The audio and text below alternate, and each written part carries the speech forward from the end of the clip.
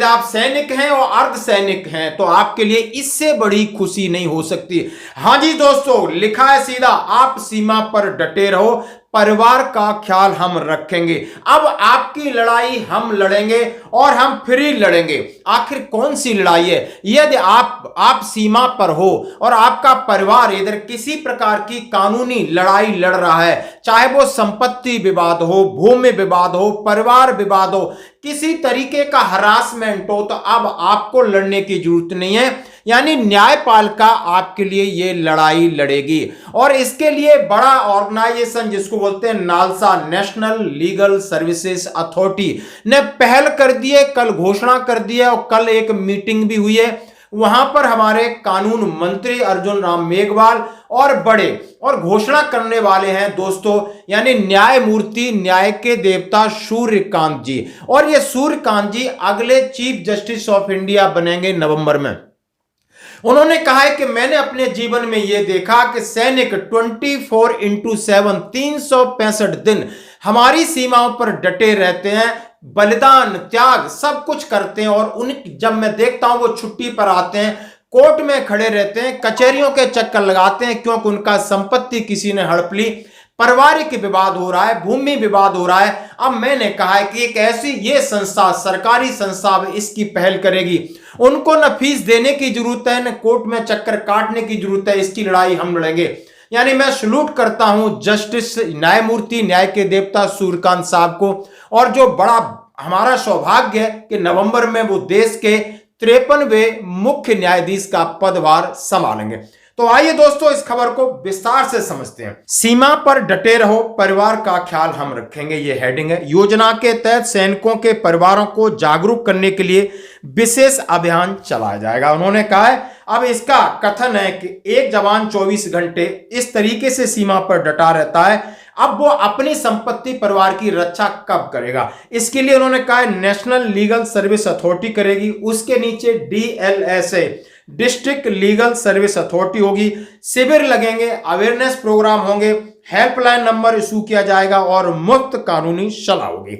आइए थोड़ा इस खबर को बहुत ढंग से देखते हैं, क्योंकि हमारे काम की खबर है, क्योंकि सबसे ज्यादा हरासमेंट हमें सिविल में इन्हीं चीजों को लेकर होता है। आए दिन आपने देखा होगा लगभग 50% जवानों के विवाद हैं, मकान को लेकर, प्लाट को लेकर, पारिवारिक संबंधों को लेकर। उन्हें AFT नहीं, ये सारे चीजों के लिए आपको हाई कोर्ट और सुप्रीम कोर्ट के चक्कर काटने पड़ रहे हैं। और वहां पर तरस खाया है जज साहब ने, देखा होगा अपने जीवन में। और जैसे ही उन्होंने कहा है कि इन्हें बड़ा पद मिल रहा है, तो उन्होंने इस योजना को लागू किया है। अब इस योजना का तरीका क्या है, जरा इसके बारे में समझते हैं। देश की सेवा में सीमाओं पर तैनात सैनिकों के लिए अर्धसैनिक बल, इसमें सभी पैरामिलिट्री फोर्सेज के लिए नालसा वीर परिवार सहायता योजना 2025, और आज इसकी औपचारिक शुरुआत श्रीनगर में हो गई है। इस पहल का मूल संदेश है कि आप सीमाओं पर देश की सेवा करें, हम आपके परिवार का ख्याल रखेंगे। इस ऐतिहासिक योजना का उद्घाटन राष्ट्रीय विधिक सेवा प्राधिकरण यानी नालसा के कार्यकारी अध्यक्ष और भारत के अगले मुख्य न्यायाधीश सूर्यकांत, न्यायमूर्ति सूर्यकांत ने किया। आपने समझ गया, इसका जो उद्घाटन कल श्रीनगर में हुआ, और न्यायमूर्ति सूर्यकांत जो कि अगले चीफ जस्टिस ऑफ इंडिया नवंबर में बन रहे हैं। इस अवसर पर केंद्रीय विधि मंत्री अर्जुन राम मेघवाल, जम्मू कश्मीर के उपराज्यपाल मनोज सिन्हा और मुख्यमंत्री अमर अब्दुल्ला भी मौजूद रहे। न्यायपालिका का भावनात्मक जुड़ाव ऑपरेशन सिंदूर की प्रेरणा। उन्होंने कहा है यह योजना मानवीय सोच से उत्पन्न हुई है, मानवीय सोच से उत्पन्न हुई है।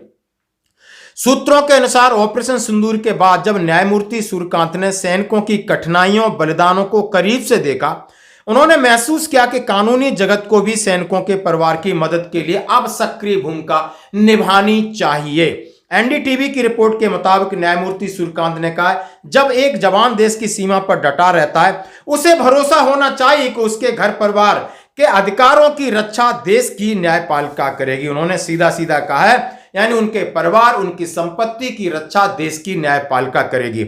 उन्होंने कहा इस योजना के तहत सैनिकों के परिवारों की संपत्ति, पारिवारिक विवाद, वित्तीय लेन देन, अन्य कानूनी मुद्दे मुफ्त में सहायता प्रदान की जाएगी।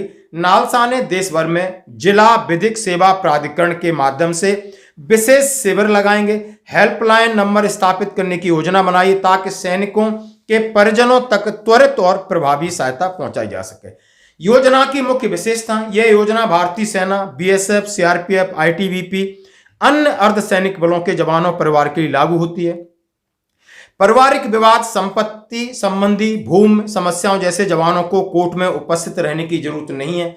नालसा पूरे देश में ऐसी कानूनी समस्याओं को पहचान करेगा जो प्रोएक्टिव तरीके से मुफ्त कानूनी सहायता प्रदान करेगा। जवानों की अनुपस्थिति में प्रशिक्षित वकीलों के माध्यम से कोर्ट में प्रतिनिधित्व सुनिश्चित किया जाएगा। आप उपस्थित नहीं है, आपको वकील मुकर्रर किया जाएगा, वो आपकी कानूनी लड़ाई लड़ेगा।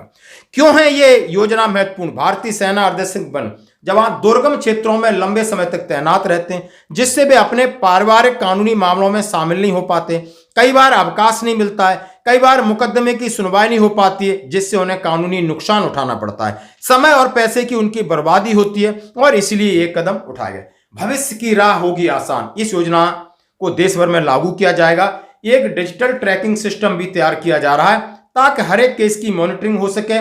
यह भी बताया गया है कि न्यायमूर्ति सूर्यकांत 24 नवंबर को भारत के मुख्य न्यायाधीश का पद संभालेंगे और इस योजना को व्यापक रूप देंगे। संदेश साफ दिया है, आप सीमाओं पर देश की सेवा करिए, आपके परिवार की सुरक्षा, न्याय की जिम्मेदारी अब देश की न्यायपालिका उठाएगी। दोस्तों, ये जबरदस्त पहल है और पहल करने वाला देश का सर्वोच्च, आप समझ सकते हो, चीफ जस्टिस ऑफ इंडिया जैसे ही बनेंगे।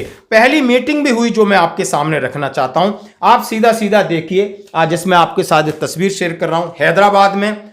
Today is occasion of Kargil Vijay Diwas, national legal service new Delhi and state legal service authority Hyderabad inaugurated free legal service clinic for defence personal.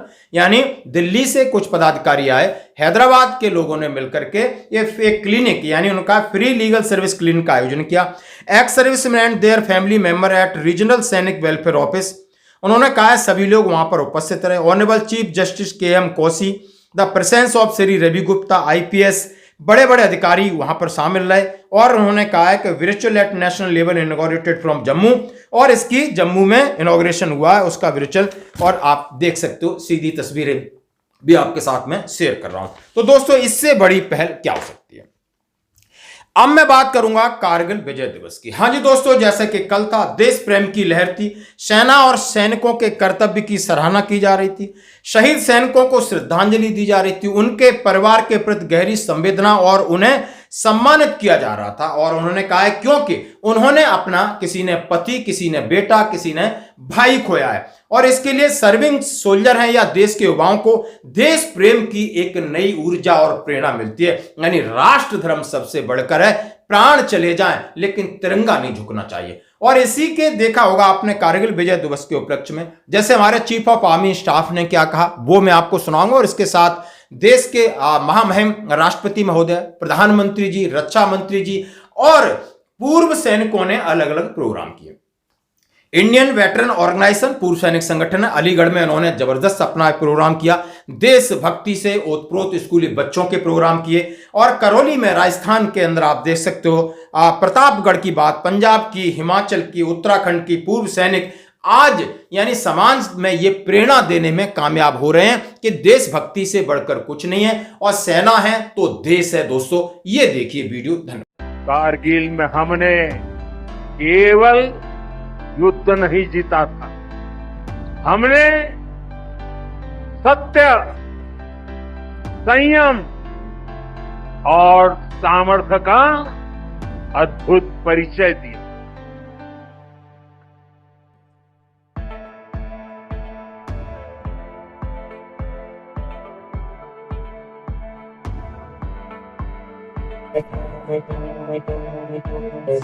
इस पूरे ऑपरेशन में हमारा नारा रहेगा विजय या वीर गति।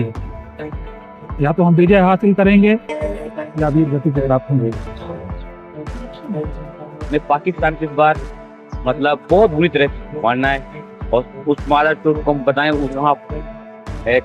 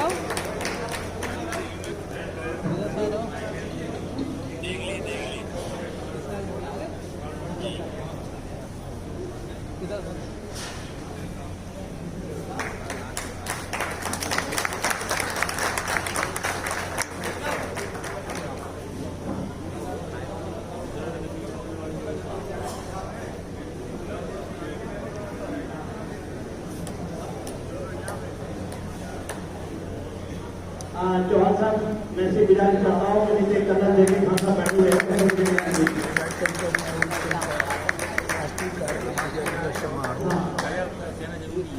चौहान साहब नीचे कदम देके खासा बैठे हुए प्रोग्राम को आयोजित किया गया जिसमें बदायूं की टीम और पूरे इंडिया की टीम जय हिंद जय भारत।